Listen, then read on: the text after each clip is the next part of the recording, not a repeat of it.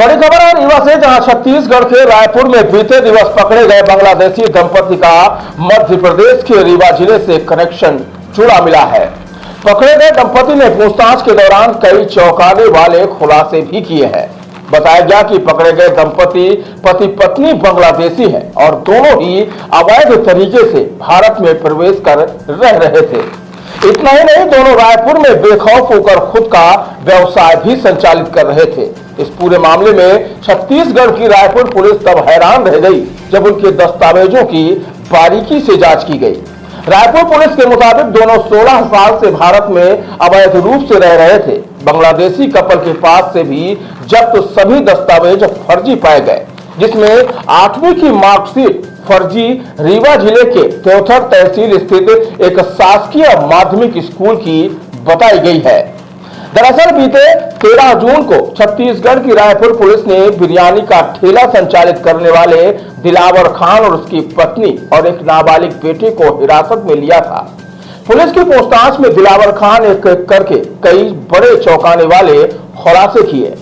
पूरे मामले का छत्तीसगढ़ पुलिस ने पर्दाफाश करते हुए मामले का खुलासा किया था। जांच में पता चला कि ठीक 16 साल पहले दिलावर खान अवैध तरीके से बॉर्डर पार करके भारत में प्रवेश कर गया, जिसके बाद वह छत्तीसगढ़ के रायपुर में रहने लगा।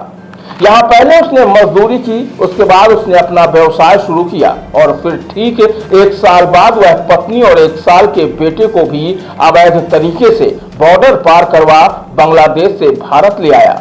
फिलहाल बांग्लादेशी दंपति के पास से जब्त किए गए दस्तावेजों में रीवा से कनेक्शन जुड़ने के बाद पुलिस की जांच अब रीवा तक पहुंच चुकी है। बताया गया कि दंपति से बरामद की गई मार्कशीट मध्य प्रदेश के रीवा जिले में स्थित त्योथर तहसील के शासकीय माध्यमिक स्कूल की निकली है।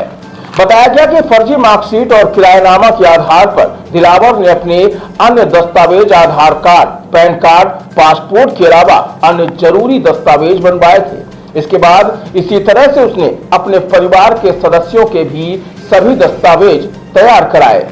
मामले में रीवा पुलिस अधीक्षक विवेक सिंह ने जानकारी देते हुए कहा है कि हमें जानकारी मिली थी कि छत्तीसगढ़ के रायपुर में बांग्लादेश के निवासी पकड़े गए थे। उनके पास से पुलिस ने कुछ दस्तावेज भी बरामद किए, जिनमें से एक मार्कशीट भी है। उन्होंने बताया कि बांग्लादेशी व्यक्ति के पास बरामद की गई मार्कशीट रीवा के त्योथर तहसील स्थित एक स्कूल का नाम लिखा था, जिसके संबंध में रायपुर पुलिस की टीम द्वारा त्योथर में विवेचना की जा रही है। उन्होंने कहा कि रायपुर पुलिस की टीम या अन्य कोई टीम जांच में अगर हमसे संपर्क करेगी तो हम पूरा सहयोग करेंगे।